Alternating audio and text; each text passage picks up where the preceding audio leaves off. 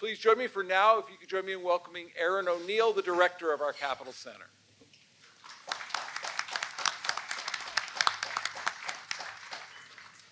Hi, everyone. I echo Dean Schwartz's words. Thank you so much for being here with us this evening.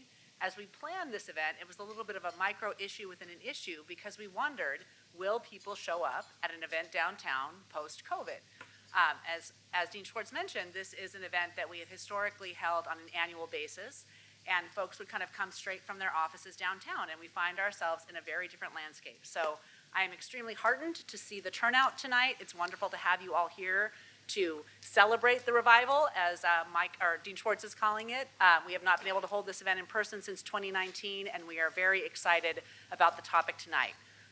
I am Aaron O'Neill, the director of the Capitol Center for Law and Policy here at McGeorge, and also our Capitol Lawyering Concentration, which is a program of study for students who are interested in careers at the intersection of law and policy. And the Belote lecture, each year we try to focus on a timely policy topic, and our goal is to bring together a multifaceted conversation, folks who are thinking about this issue from different perspectives. When we were planning the event, we are very excited to have our panelists here tonight. Our moderator for the event is Michael Alt, who is the executive director of the Downtown SAC Partnership. And then on our panel, again, looking for a variety of perspectives, we have Greg Schill, who is a law professor and also hosts a podcast focused on urban cities, economics, law, other issues. We have Noah Arroyo, who is a journalist for the San Francisco Chronicle, Cornelious Burke, who is Vice President of Legislative Affairs for the California Building Industry Association, and Brian Schoenfish, who is the Deputy Director for the Urban Division of the City of San Diego. So I'm going to turn it over to Michael. He's going to take it from here. But again, thank you so much for being with us this evening.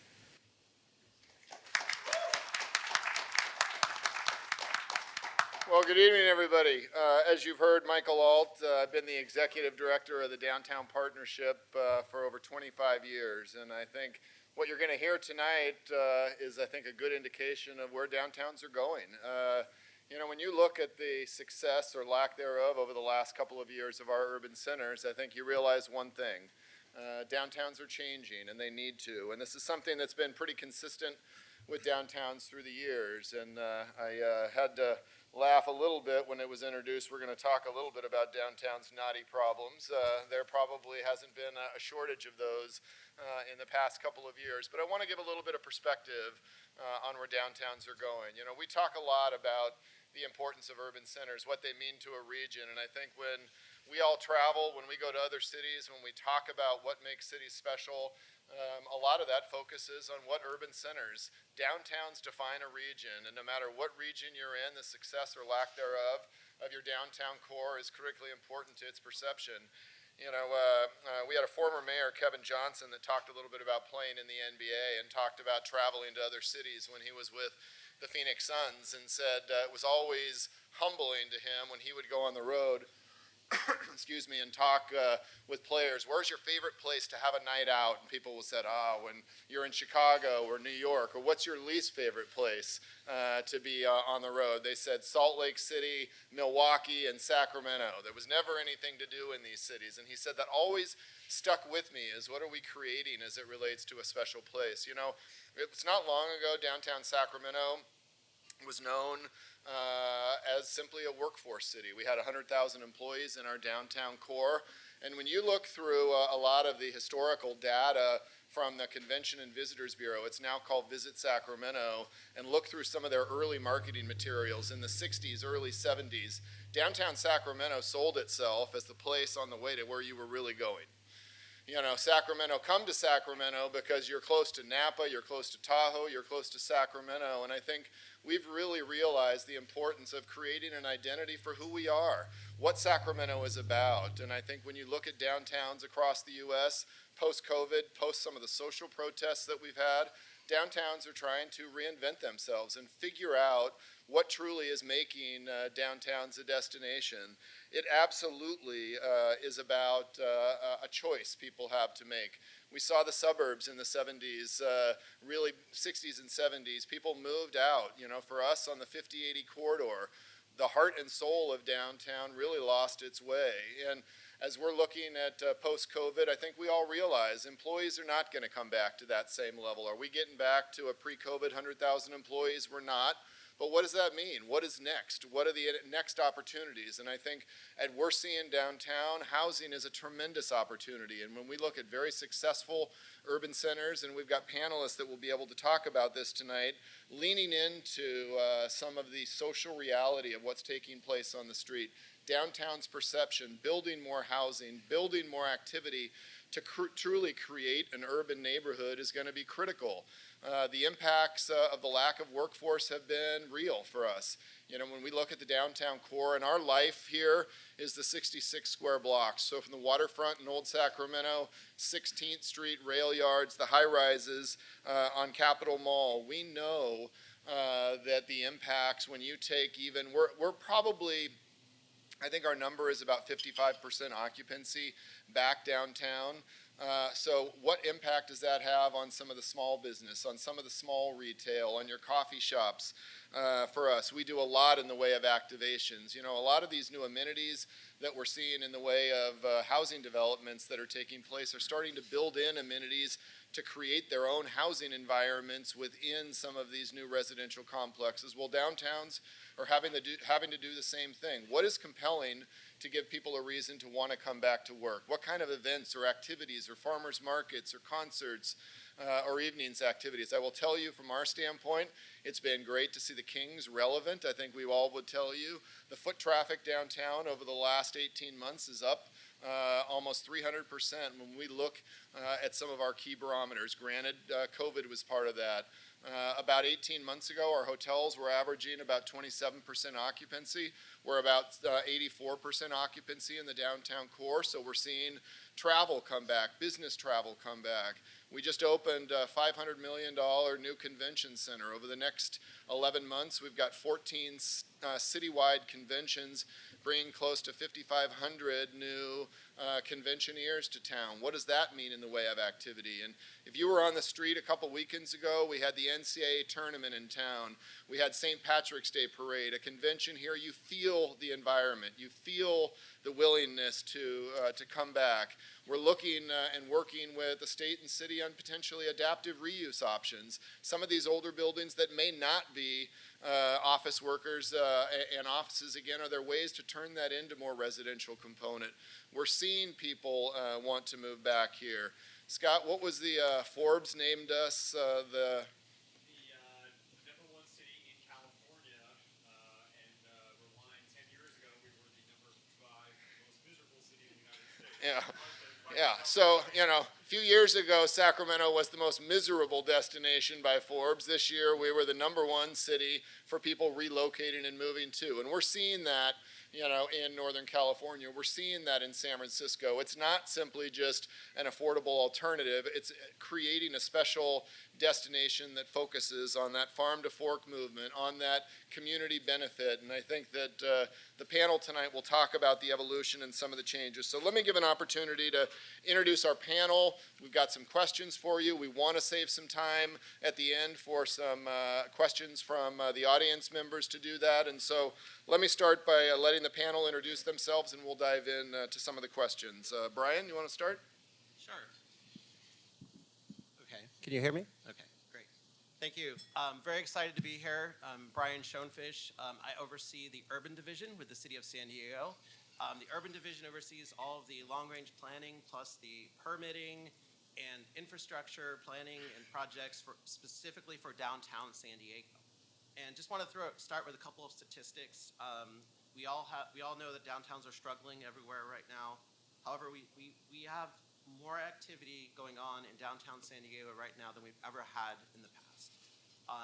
Our downtown is one of the largest downtown areas in the United States geographically. It's over 1,400 acres. We currently have over 3,000 housing units just in downtown under construction and another 3,000 in the planning stages.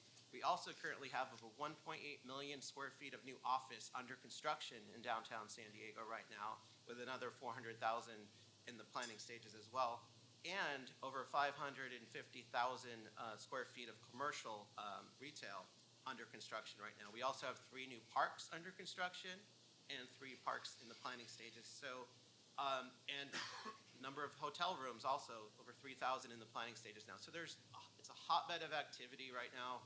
Despite everything we're hearing across the country and in the news, for some reason there is this great level of activity right now happening in downtown San Diego, and I'm here to hopefully share the experiences with all of you.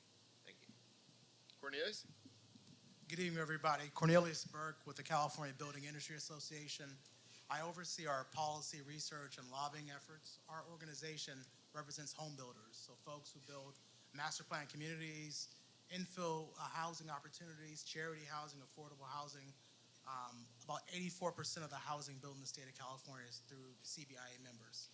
I'm also an urban planner by background. I was a planning commissioner in the city of Sacramento for about 7 years. Delighted to be here. Greg? Thanks. My name is Greg Schill. I'm a law professor at the University of Iowa. I also co-host a podcast called Densely Speaking, Conversations about Cities, Economics, and Law. If you're ever looking for a non-narcotic soporific, I can recommend our scholarly conversations with authors of academic papers. I'm also on Twitter at @Greg_Schill. I write about business law and state and local government law with an emphasis on transportation. And one thing I'm particularly interested in is the fiscal cliff that transit agencies are looking at starting in 2025-26 when the COVID relief funds run out, which of course is tied into a lot of these downtown vitality issues. There are reasons people are not riding transit as much, and there's just a real doom loop risk that I'm very concerned about. Also on the commercial property side, of course these things are all tied together. So thank you for having me. Great. Noah? Hi, my name is Noah Arroyo. I'm a reporter with the San Francisco Chronicle, and I was hired about a year ago to head up this project about the future of San Francisco. And it was a good time to do that because it wasn't looking like there was going to be any. So I'm the resident skeptic on the panel, and the reason is because we're where the doom loop is very strong, very active, and it is currently in motion. So for me, the big issue here is not work from home. Work from home is a solution to problems that predated the pandemic and that the pandemic revealed. To me, the big issue is income, it's cost of living, and so we can talk about all the other stuff, and that's useful, but to me, the big crisis is that one, and it's still with us, and the pandemic just revealed how bad of a job cities were doing at addressing that. So maybe to start us off with some questions, obviously pre-pandemic there were a lot of initiatives and trends that were being discussed, and I think post-pandemic we're seeing the acceleration of a lot of ideas and concepts to move downtowns forward, and maybe talk a little bit at this point in the next few years, what are some of those trends being discussed to change the future and course of downtown? Open it up to the panel, or I can pick somebody out. I guess I'll Brian? start. Everyone's looking. Brian, it's you. This feels like a Brian question. I'll start with, I have two kind of sides to this question. First, the policy and regulatory side. At the start of the pandemic, our policy leaders told staff, this is the opportunity, go to work, come up with new ideas. Just brainstorm. The ground below us has shifted. We have to do more than just move the needle. We need new ideas to address those most vulnerable populations. We were already in the midst of a housing affordability crisis. So this is one of those trends that really was underway. We were bringing forward new legislation, new ideas every year, moving the needle slightly, but not nearly enough. The pandemic gave us that opportunity to take the bold actions. We came up with more new housing affordability incentive programs than we ever did before. We were able to take advantage of the fact that we could reach more people through technology to bring these forward, and our policy leaders were in a position where they were able and willing to take bold actions to move these forward. So housing affordability to me, was one of the big issues that obviously we were dealing with pre-pandemic, but we were able to, the pandemic sort of accelerated the need to address it. And we were able to at least put some new programs in motion. Now, obviously, we haven't solved the problem, and this is ongoing, and we're going to have to continue to address it. But we have just recently adopted the most transformative amendments to our downtown zoning code that we've ever done. You can essentially build with no limits on density, no limits on height, up to whatever the FAA allows you to, because we are next to an airport in downtown San Diego, by right, which means administratively, no public hearings, no public workshops, no environmental. We've already done all that for the applicants. And that's something we worked very closely with our partners in the building industry association and other community stakeholders as well. So that's just one example of the housing affordability issue. And then on the internal operations side, we were starting to already go electronic in terms of permitting, not allowing customers in the building so much. But the pandemic really accelerated that. We went fully electronic with our permitting, and we're not turning back. That's how it is now. Everything is done online. We no longer have customers coming into the building, sitting down at a table, bringing out their plan sets. Everything's done electronically. So that was a big shift that was already in motion, and we were able to really make that permanent. We keep having people ask us, when are we going to open the doors and let people back in? We're not. We tell them we're not, because this is the future. It makes things more efficient to move the process electronically. In the housing space pre-pandemic, we kind of knew we were in a housing crisis. The last 5-6 years in the state of California, it's every day in the newspaper, it's the housing crisis, the housing crisis, the housing crisis. Before the pandemic, the state legislature passed numerous laws to help to address the state's housing crisis. The ADU laws were passed in 2016 to make it easier to build an accessory dwelling unit, a granny flat. Major streamlining bills are passed in 2018 and 2019. They strengthened the state's Housing Accountability Act. Then COVID happened, and people realized, wow, you really cannot shelter in place if you don't have a shelter. And that opens people's eyes to, wow, we need housing at all levels, particularly housing for our most vulnerable. Now, after COVID, we still realize we're in a housing crisis. We pass hundreds of bills, but yet they have not produced the volume that we need to house everybody. And what is the reason for that? It's because a lot of the bills that we pass have a lot of requirements that make it very infeasible to produce housing from a math perspective.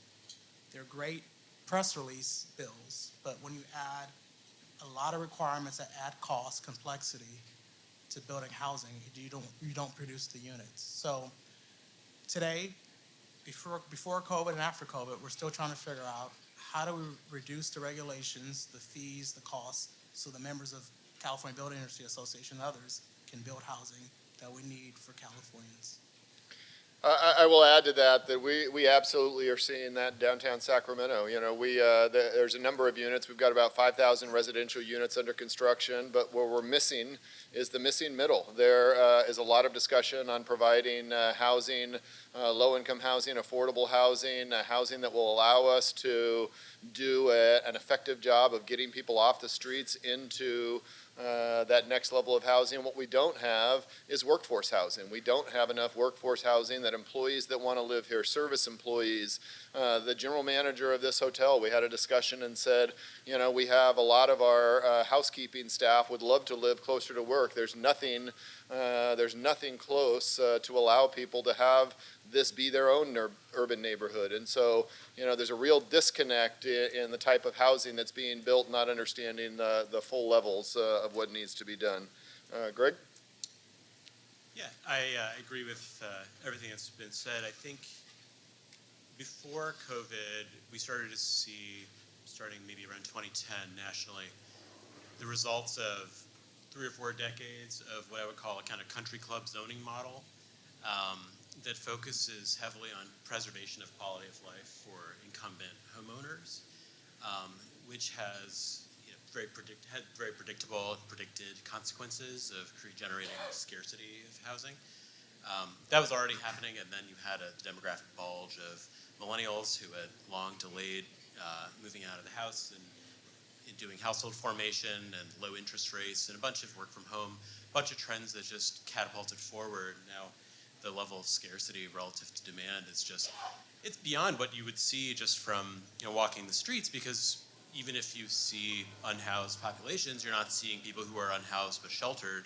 Even if you look at those numbers, you're not seeing people who are sleeping on relative sofas or sleeping in their car necessarily. Even if you count those people, you're not counting people that are doubling up, 2 families in a 1-bedroom apartment, that kind of thing. So the depth of demand, or really the size of the gap relative to supply, is just astronomical and has built up, for longer than I've been alive. And I think the response to that, for the past 10 years or so, since this started to get on the national radar, has been one of trying to bail out a bathtub or bail out a sinking ship with a thimble, as opposed to a real paradigm shift towards those kind of OTC approvals that San Diego is doing downtown. And I think it's just hard for me to imagine getting the kind of scale that is necessary to address the scale of the crisis without shifting to that model. Yeah, agree with all of that. I do think that what we haven't mentioned yet here is the high cost of construction, especially these days. Interest rates have risen. Inflation is a major factor. The cost of materials, cost of labor, importing all of that, and that has all gone up, especially during the pandemic. So we have at the same time reduced demand for housing in certain urban centers, especially the one that I come from, and increased costs, all while the, what is the acronym? Regional Housing Needs Allocation, right? So the RHNA goals have also increased, and now there are actually teeth in them based on, because of SB 9. So I think we're between a rock and a hard place when it comes to producing the housing. But as far as trends that were pre-existing and that sort of ramped up, or some that shift, remote work was already on the rise. It was just gradually on the rise. The pandemic, I read a measure today that the pandemic accelerated that process by something like 40 years. So it launched us into a future where our infrastructure and our urban planning was not ready to accommodate, a new style of work and life that now had this sort of donut effect, people leaving the urban centers faster than they had before and going out to the suburban areas. The same thing that we saw decades ago, but for different reasons. Gentrification, major problem, especially in my hometown. Online retail, that was already on the rise, but obviously when stepping outside can kill you, then that's gonna accelerate too. That's now normalized, but so has work from home, and it hasn't normalized down in the same way that online retail has. Still, big box stores, you expect you're gonna see less foot traffic there, so that obviously affects hyperlocal economics. And walkability, bike lanes, things like that, all the stuff that we're probably going to talk about here, where downtowns need to shift to become more diverse, and not just the industries that occupy them, but their uses. We were already moving in that direction, but at least in San Francisco and some other places, we weren't moving in that direction far enough and fast enough. I agree with that. And one of the things that I think this highlights for us is, more housing, the need for more housing has been discussed for a long time. When you look at successful urban centers, for a while, Sacramento looked at the Portlands, the Seattles, some of the downtowns that really figured out building in more urban housing helps you create that vibrant urban environment. With the work from home model seemingly here to stay, the discussion right now is adaptive reuse. What buildings potentially could be available to do that? There's very strong opinions on both sides. Some look at the housing product that as the workforce begins to shrink, how can we look at some of these buildings as potential ways to really activate them from a housing standpoint? Some developers would tell you some of the buildings, especially office buildings, weren't built from a housing perspective, and it's probably easier and cheaper to scrape them than build up. And so as we're starting to look through some of these, what are some of those barriers and opportunities that adaptive reuse could present to this? And we'll go in backwards order.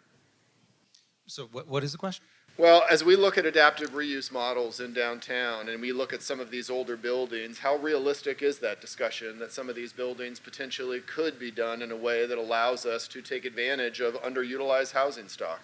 Totally unrealistic, not going to happen unless governments intervene, in which case Any it other becomes very questions? realistic. Bars open.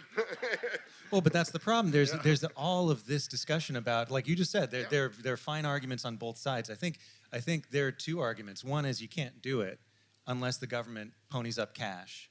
Or indirectly, if the government were to say streamline the process, make things go faster, reduce the requirements. So in San Francisco, we don't have by right. We have discretionary review on everything, every step of the process. You could affect that, right, which is going to reduce the costs. If you don't do things like that and probably throw a lot of real cash into the projects one by one, then they're impossible. They're impossible now, they're probably impossible in the future. But if that's the goal, then you just spend the money. Part of that challenge is many of these office buildings, when you think about taking a floor, for example, this is a great example. The building that we were in used to be the Cal Life Insurance building. Some of you may have even known people that were tenants in this building. It used to have a lot of associations, a lot of smaller firms in this building.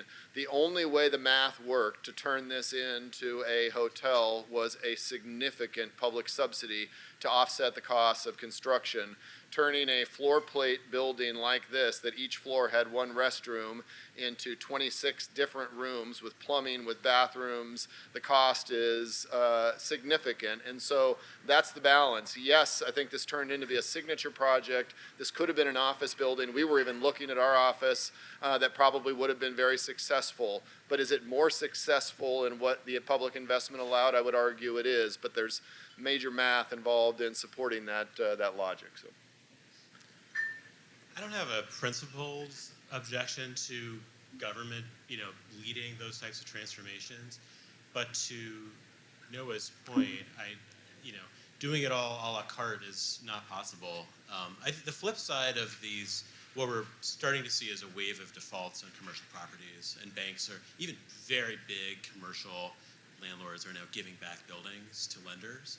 And those lenders are going to want to, they're not in the business of managing real estate. They want to unload them. And so I think you will find, if the regulations are relaxed, you will find developers that are eager, willing, and able, and they will be able to find the money to do it, to convert the buildings. I don't think they need a lot of incentives in terms of public expenditure. I think they need regulatory streamlining. There's a time for incentives. I think this is really a time for red tape to be cut, and that probably needs to be done more at the state and to some extent even the federal level, or maybe at the county level, or maybe at the municipal level, but not project by project or lot by lot. I think that's the only way you'll see the kind of mass reuse. And in terms of figuring out, I guess I'm betraying that I'm not an urban planner at heart, because figuring out, this building is a good candidate and that building's not a good candidate, I'm not sure I see the role for government in that as being a better one and a good use of public money on the margin versus letting developers figure that out with certain controls, of course. I don't think anybody wants a total free-for-all, but I think they just have to have I think we're having this conversation against the backdrop of Ezra Klein's Everything Bagel Liberalism article. But for those who haven't read it, it's a great piece that I think is kind of the elephant in the room here. Is just there's just too much trying to get into one project. Be better for red tape to be cut. Cornelious? Yeah, we have members who have looked at a lot of adaptive reuse projects, and sometimes the math just doesn't work. It's just more feasible to demolish the building. Yes, it's an opportunity for adaptive reuse, but there's also other opportunities as well.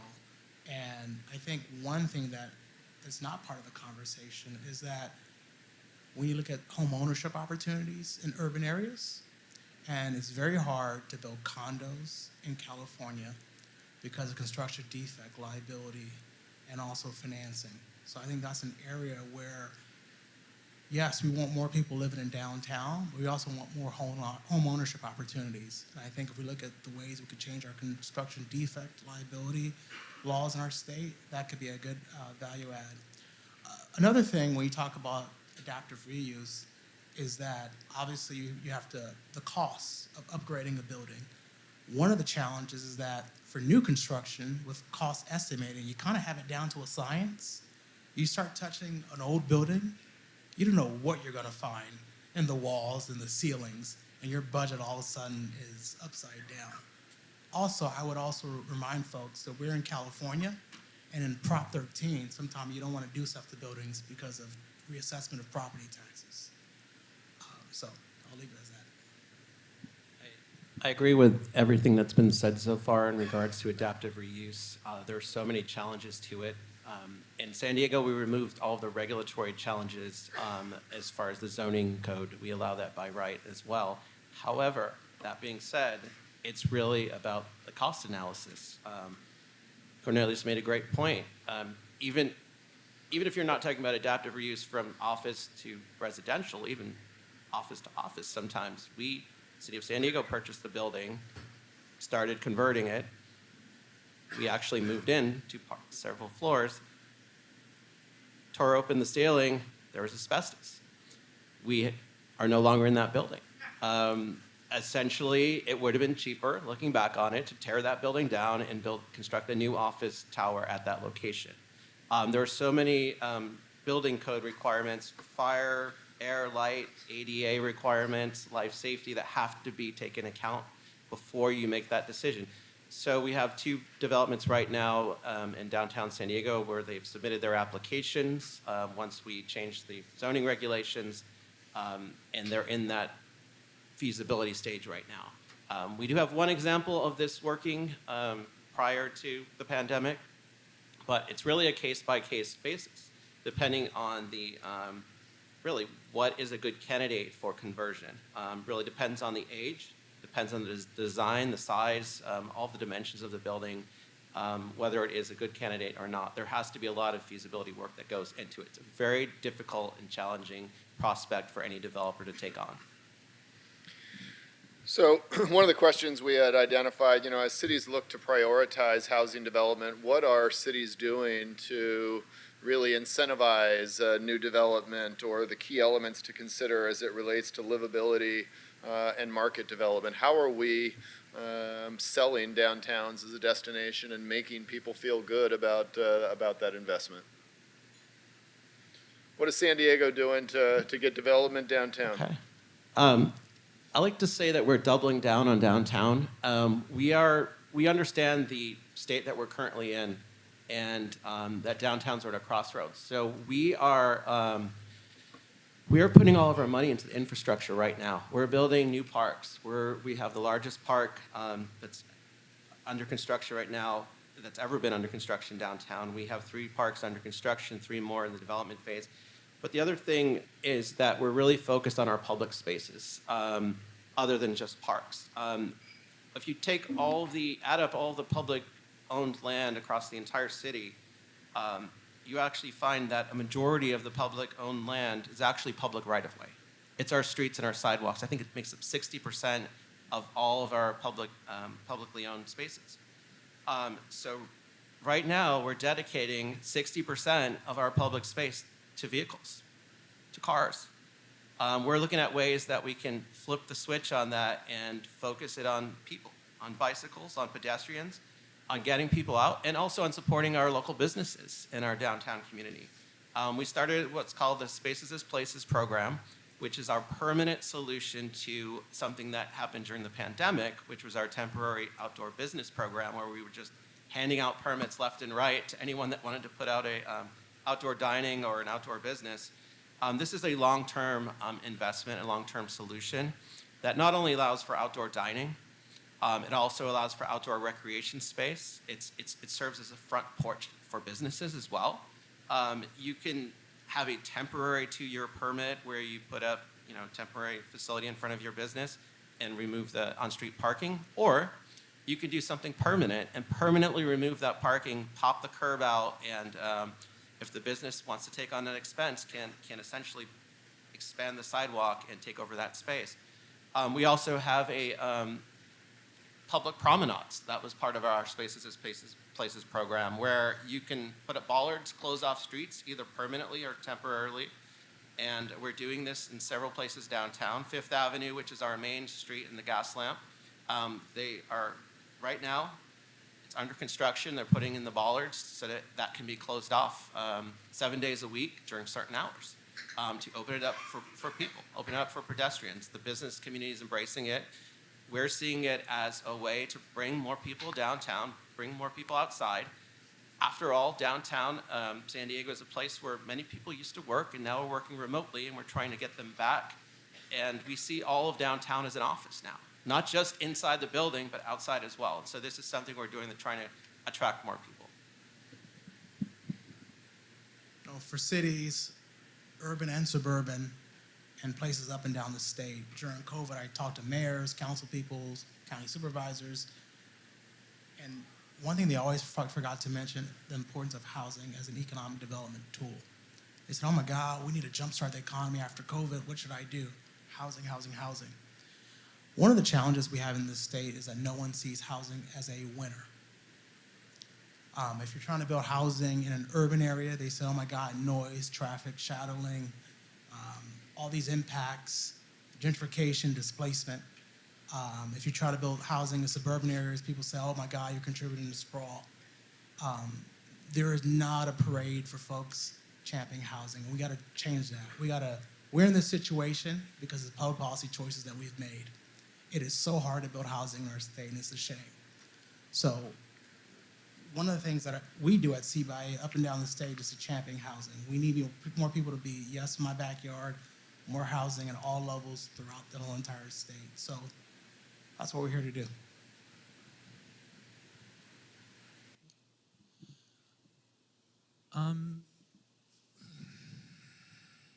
Not much. Not much so far. A lot of San Francisco's politicians have put forward a lot of smaller policies that are starting to gather together, and they have ameliorated the pain, but I haven't seen anything at this scale yet of the problem. The problem is that our tech industry left, or rather the tech workers left. The industry is still there. We had something like a 7% population drop in San Francisco of people who work in the tech industry. In the Bay Area, the broader Bay Area, it was more like a drop in 0.28%. So they're still here, but they're just not coming into the offices anymore. And so that's the problem that you need to solve if you want to worry about tax revenue and City Hall's future.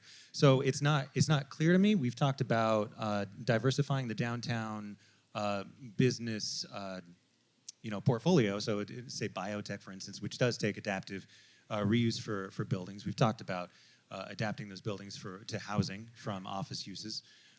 But those pieces of legislation are either proposed or just barely getting off the ground, and they don't come with a major infusion of money. So there is still this notion, at least in San Francisco, that the downtown area is going to be the region's primary office destination, and that BART is going to feed it.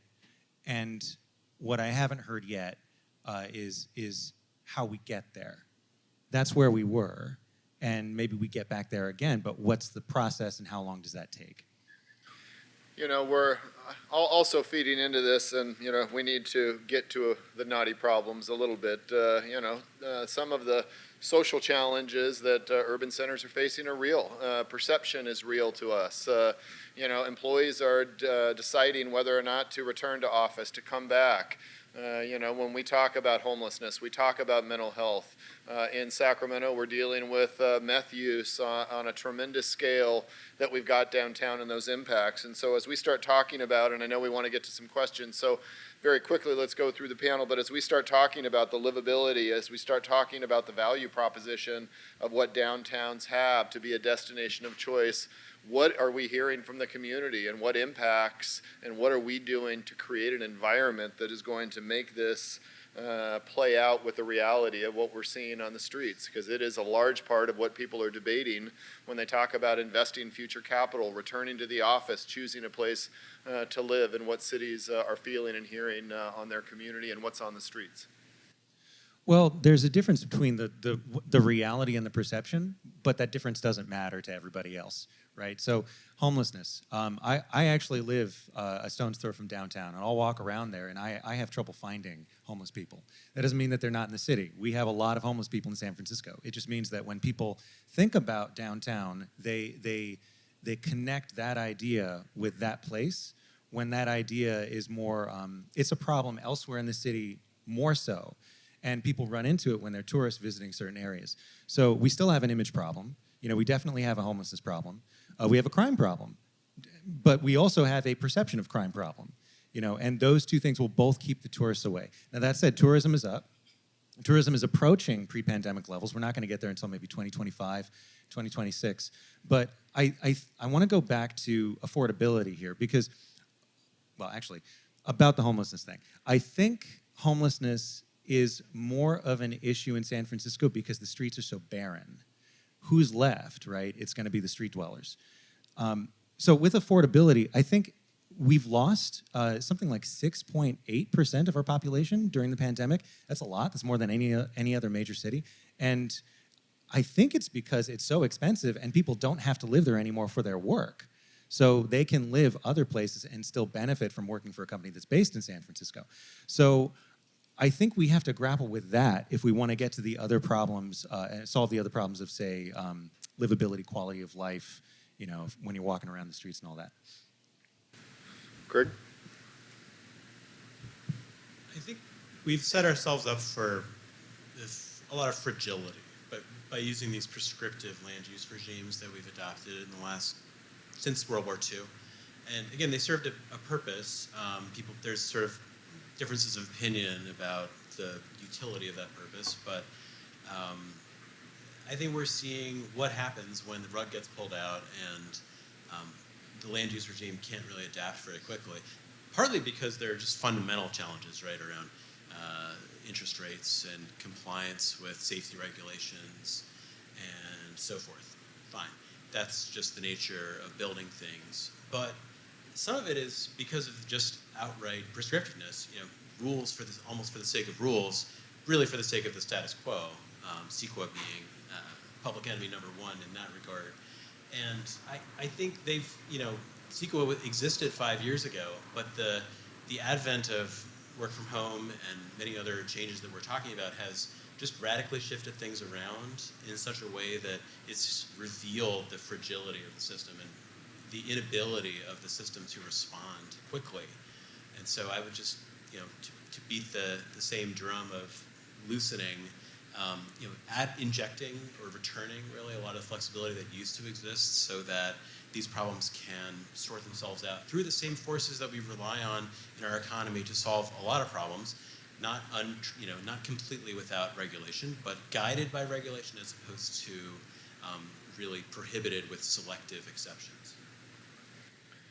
Cornelious and Brian, a couple comments, and then let's open it up to some questions. Totally agree. Housing is the ultimate durable good. It takes a long time to produce. You don't get rid of it quickly when you have it. The pandemic, to your point, showed us how our zoning regimes, our land use approval process, our fees, how we go to City Hall to process applications for housing is so backwards, and how we really need to reform that.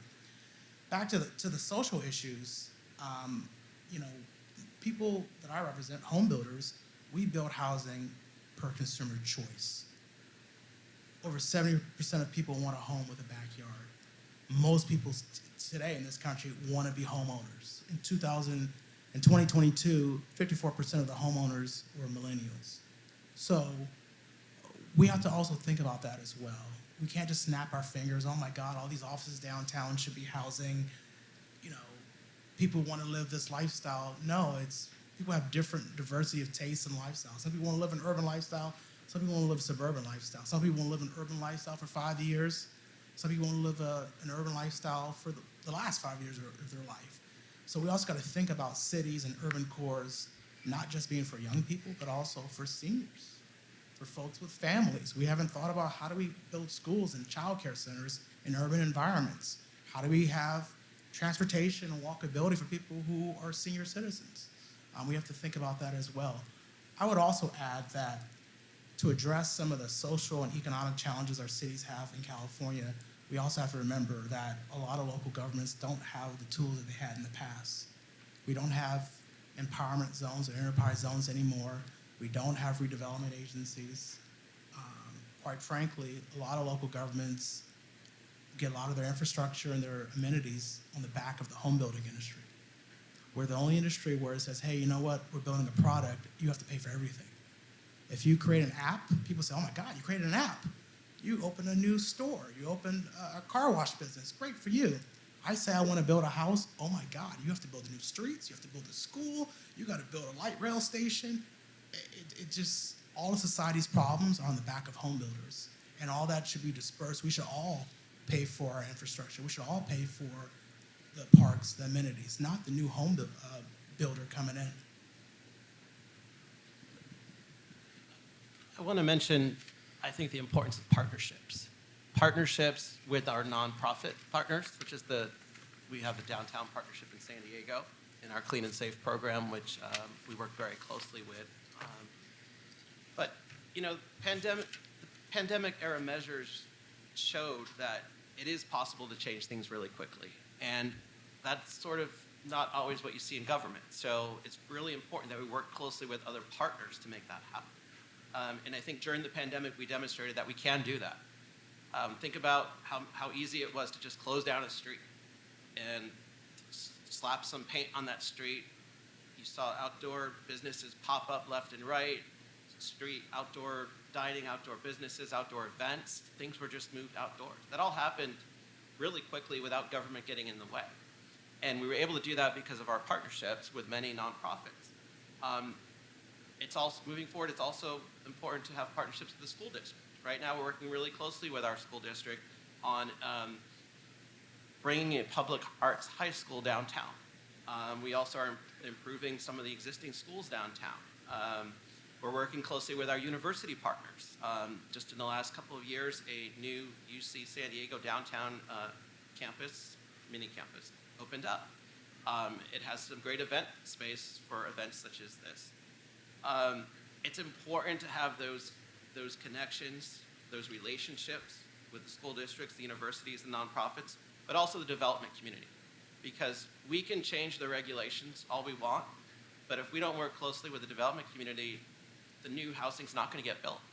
We got to make sure that it addresses the needs, not only the needs of what it takes to get something done, but get something financed, get something built in this current environment. So I think it's really important for us to have those relationships with other agencies, nonprofits, school districts, universities, development community, and the residents as well, downtown residents, and the employees that work downtown. What is it they want to see? What is it that draws them to downtown?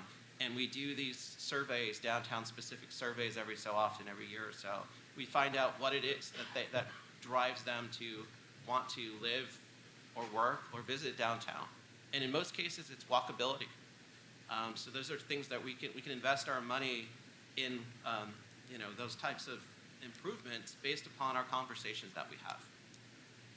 That's great. All right, why don't we take an opportunity? We've got some time for some questions, and we'd like to hear from you. I think we've got an incredible depth of knowledge up here with our panel, and an opportunity to open up to the group for some questions.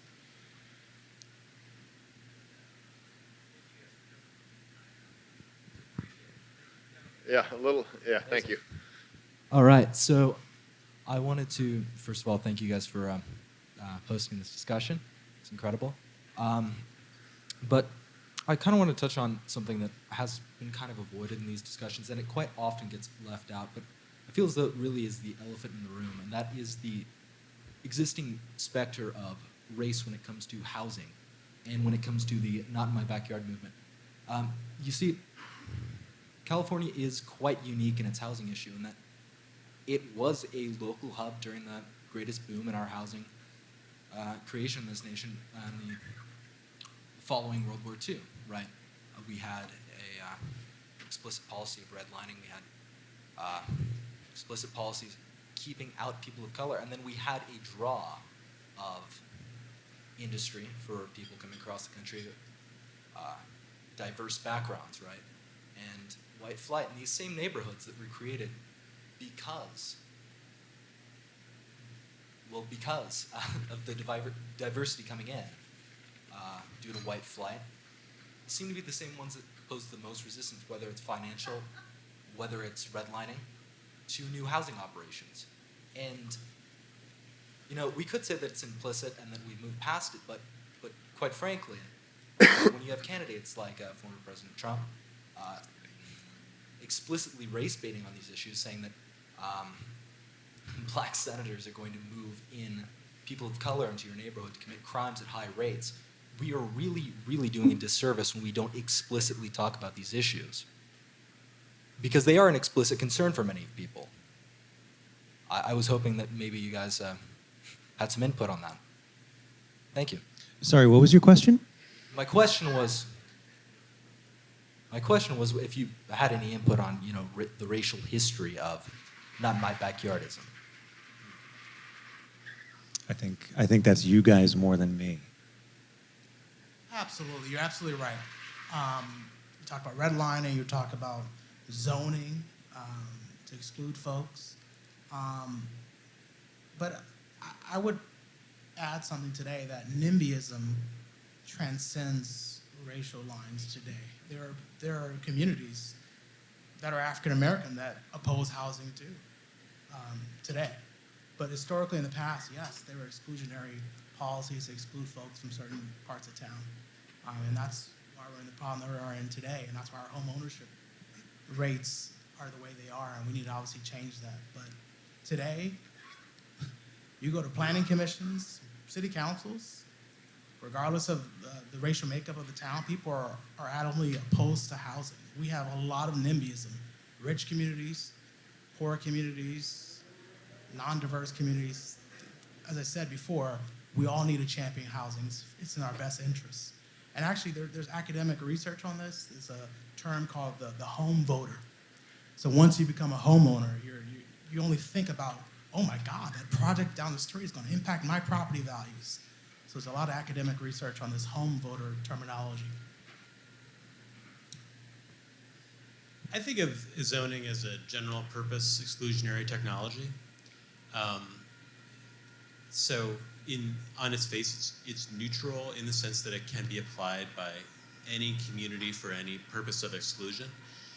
But this is America, right? You can't talk about these issues without talking about race because our history is riven by our racial prejudice, right, as a country. And so,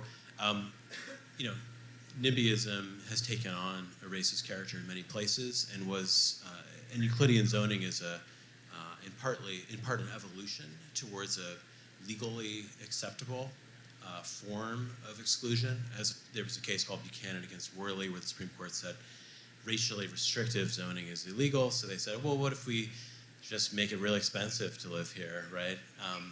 And ignore the race-class connections that make it functionally impossible for Black people to live in wealthy white communities.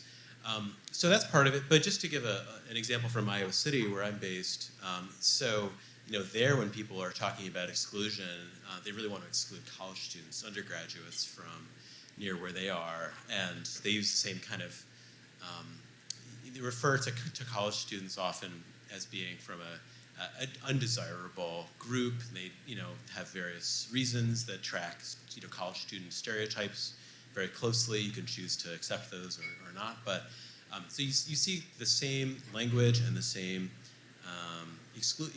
acts of exclusion to shrink and move housing that is going to be consumed by that group. So that's why I say it's a general purpose technology of exclusion.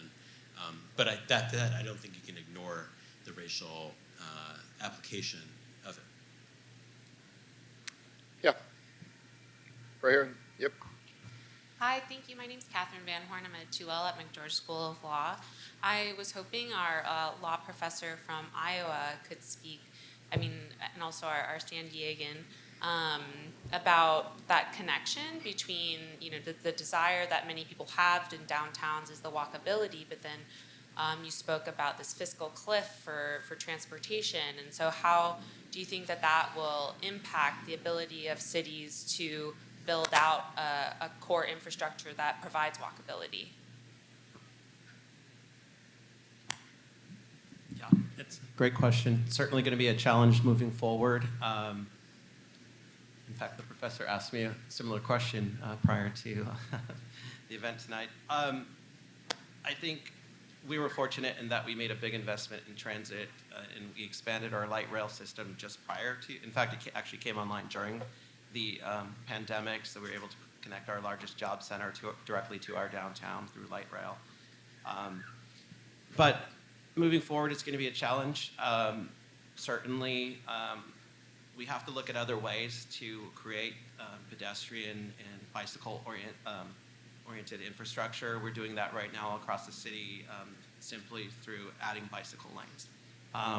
We're trying to look at the infrastructure investments we already made and make better connections from those to our job centers and to our residential communities. So again, it's not so much, yes, we are still pursuing those big ticket items, but it's more of what can we do in terms of quicker, cheaper ways to make those connections, those necessary connections. And that's what we're seeing right now, simply by taking away, again, looking at the public right-of-way.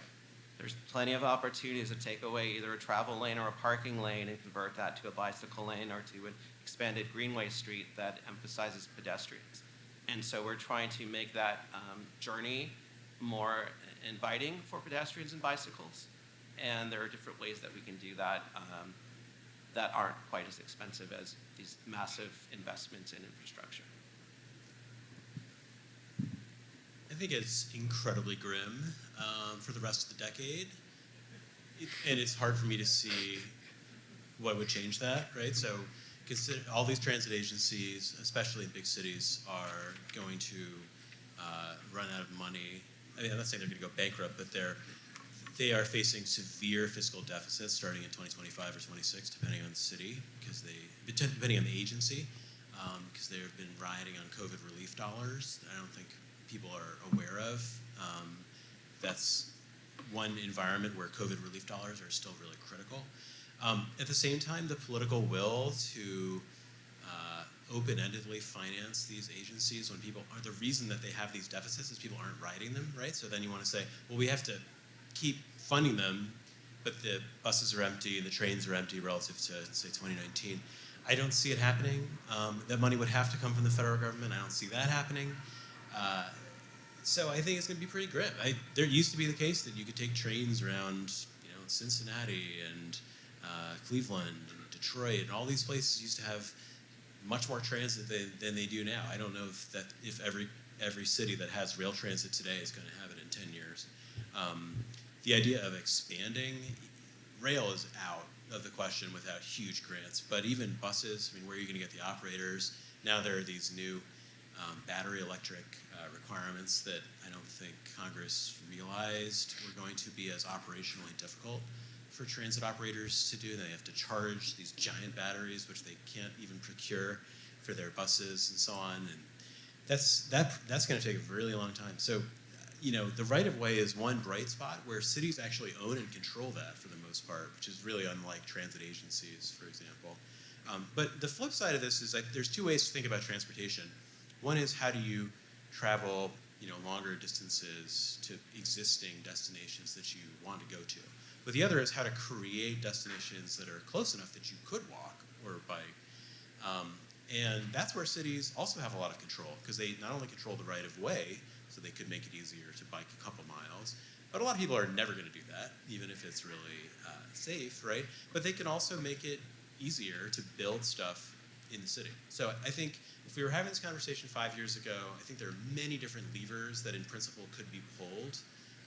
Some are labeled transit funding, and others are going to be labeled right-of-way, and others zoning. But really, it's zoning right now, and really land use reform. So I would say zoning, CEQA, permitting, building codes to allow denser construction that then allows more accessibility without traveling long distances. But I think that the rest of the decade is, San Diego may be a bright spot. I'm a little pessimistic. All right, we got a question over here, and then one in the back I think we had, and then move over here. Okay. Okay. Hi, and thank you for being here today. I had a quick question going to CEQA and the adaptive measures, because I understand all the reasons why you stated why it would be so much better to tear down a building and then build back up. But wouldn't you run into a CEQA lawsuit? And also, and I'm sure you guys already know, the problems with CEQA and how CEQA gets used for infill development. But if 80% of CEQA lawsuits are infill development and all of downtown Sacramento is infill development, and the millions of dollars that get lost in CEQA lawsuits, wouldn't you be saving more money doing the regulations, doing like reconverting some of the big buildings compared to like all the lawsuits, but also like the significant delays, particularly because CEQA has tried, a lot of people have tried making amendments to CEQA, but obviously that has not happened yet. I'll start because I think we have the exception to this in San Diego. We did, even prior to the pandemic, we looked at things from a greater citywide perspective where we actually did the CEQA upfront programmatically, not project by project. So we covered infill development in our urban core. So now development projects in most of our urban core, certainly within our transit priority areas in all of downtown, the development projects come in administratively with no CEQA. CEQA's already done. CEQA's covered, so we don't have those CEQA lawsuits. We don't have those CEQA delays. Obviously, there could still be legal challenges to a development project, but when you take away that CEQA, it makes it much more difficult to challenge a development project, so we're not really seeing that so much. How are you able, sorry to interrupt, but how are you able to take away CEQA delay when you can literally file any lawsuit you want to, regardless if you get an exemption, and there are infill exemptions? Yeah. And I know specifically of some CEQA lawsuits in San Diego, I guess that would be Northern County, San Diego, but. Yeah, certainly outside of our urban core, we have a number of CEQA lawsuits, but within our urban core, within our urbanized infill neighborhoods in San Diego, most of them, again, not all of them, we did a number of, when we adopted our community plans, and then again, we did this program called the Complete Communities Housing Solutions Program, where if you're following the program, we analyzed the entire transit priority areas all across the city in one CEQA document. And that did not receive any legal challenges. So that time has come and gone for CEQA challenges to that program. And so most of the new infill development that we're seeing now is using that program. This is very unique to San Diego, and I know other cities are looking at this model, but I think it takes that risk out of the equation. That's our unique situation we're in. I just want to say you hit the nail on the head.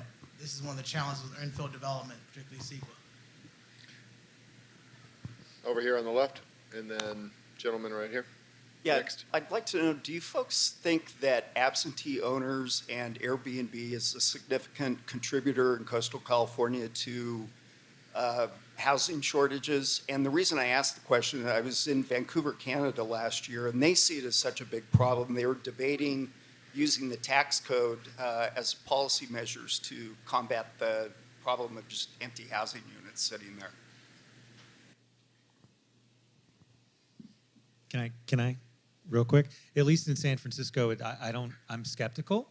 It's a story that keeps getting written every 3 to 5 years. Somebody talks about how there are 30,000 or 40,000 housing units in San Francisco that are being held vacant. And whenever I've seen it, I've checked it. It's always a misreading of census data. It's not a proven issue yet, but we recently passed a ballot measure that is going to basically allow us to figure that out.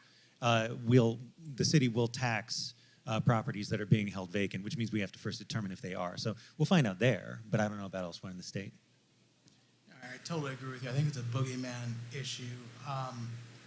There are a lot of folks who drive around, they see an apartment building being half leased, and they say, oh my God, it's vacant, or if we tax the landlord, we'll have to lower the rents to fill it up.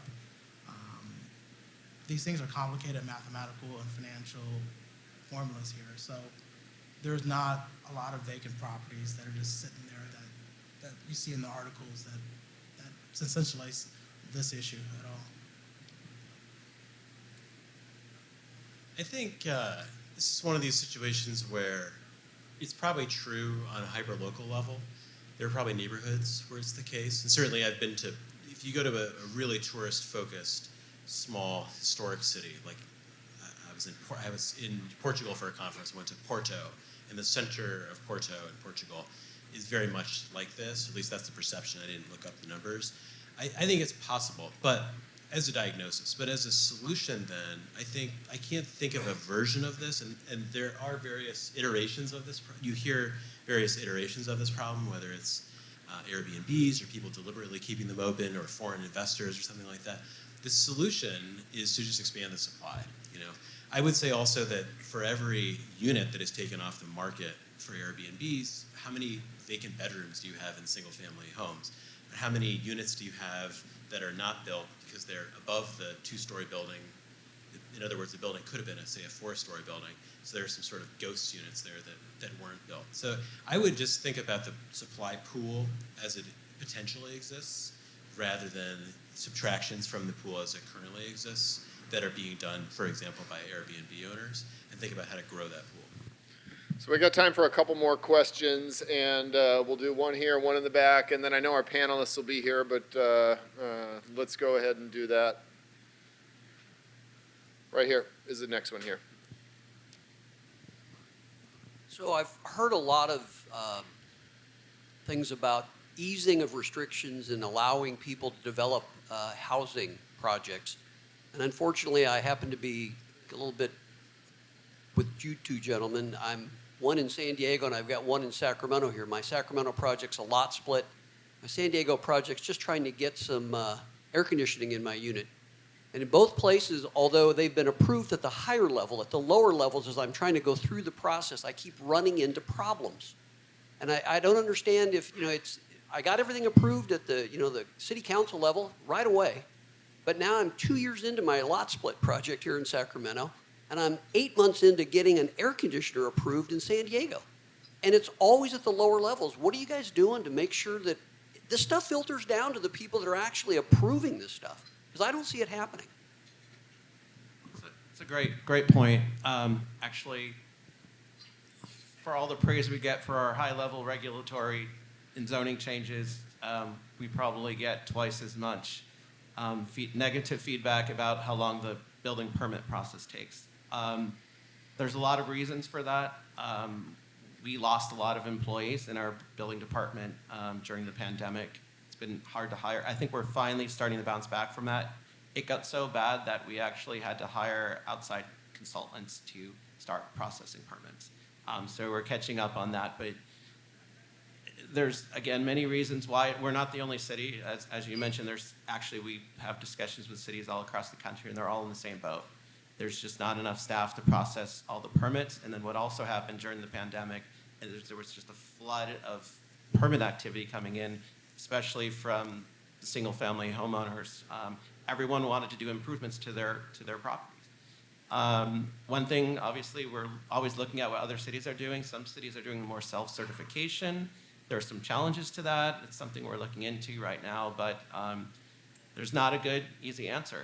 There's a whole lot of reasons, but all I can say is just be persistent, follow up, and try to have a face-to-face contact if you can with the staff who's processing it. They're not. They're still. So we do offer free virtual online appointments. Yes. Yeah. You can't physically walk in the building, but you can have a virtual online appointment. It sounds like you're living it in Sacramento. I will tell you, for a time, we had 35% capacity with our planning staff and just reviewing permits and do that. On the air conditioning issue, I'd give you this one because it's freezing in here. I think we're preparing to hang beef in here later, so that could be great. You'll get it just in time for winter. Yeah, we've got time for one more. Scott, bring us home. Yeah, hey guys, thanks so much for being here tonight. Scott Ford, Downtown Sacramento Partnership, thank you. Cornelious touched upon it, but curious to hear perspective from anyone on the panel who's interested. But you talked a little bit about condo ownership, urban home ownership, and specifically the construction liability issues around that. Has anyone had any? How realistic is that? For us to look at as an opportunity in California or beyond to tackle that as a way to open up that avenue to more urban home ownership opportunities outside of sky high condo prices that are going to be out of reach for most of us. But curious if Cornelious or anybody have some insights on how to open that up more. It's so funny because my industry is under attack right now at the Capitol, so the political will to do that right now, it would be very difficult. Talk about being under attack, we're talking about urban housing and urban life today, but there is a bill in the Capitol right now, AB 68, that says that all housing should be urban housing and near transit. And if you do want to build in a non-urbanized area, you have to get approval from the Governor's Office of Planning and Research, and you cannot extend sewer and water service. So it's really, once again, my people build by consumer choice. There shouldn't be a suburban versus urban fight, but that's what we're fighting right now, and that's where a lot of our political capital is, trying to stop that bill. You know, I'll let Mike Belote answer the final question. I'll turn it over to Aaron to bring us home, but I'll just leave with a comment from you. Those of us that are in this world of urban redevelopment, urban investment, this is personal to us. And when we look at the last couple of years, it has absolutely been humbling to see what has taken place in our downtown cores. We look pre-COVID, a lot of us, and especially here in Sacramento, we had incredible momentum. The issue is, how long is it going to take to get us back? Do we still have, you know, like I said, I've been in this job 25 years, and I had somebody come up to me the other day and go, how are you still smiling in this? And, you know, some of that is real. It has been a challenge to try and bring that energy back, trying to get that excitement back. We will get back there. Downtowns will be different. We have to address that. We have to realize that. But different doesn't mean bad. On all the comments on the death of downtowns, death of urban centers, especially being a capital city, we will survive. We will come back. We will be different. But we need to fully understand the way we'd been doing things, the way we'd been attracting people, the way people experienced our urban centers will change very significantly over the next 3 to 5 years. So I'll let Aaron thank our panel, but thank you very much for the time tonight.